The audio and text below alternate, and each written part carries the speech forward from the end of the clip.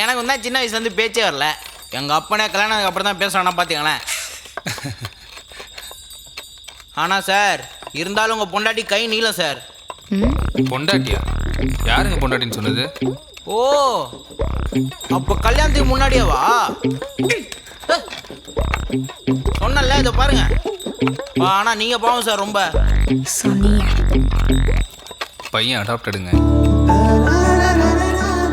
அப்படின்னா என்ன சார்? தத்தெடுத்து வளர்க்குறேன். ஓ சார், சத்தம் போட்டு பேசாதீங்க, பையனுக்கு கேட்டுற போகுது. பையனுக்கு தெரியுங்க. அப்படிங்களா? ஏங்க உங்கள் ஊரில் ஏன் சிக்னலே இல்லை?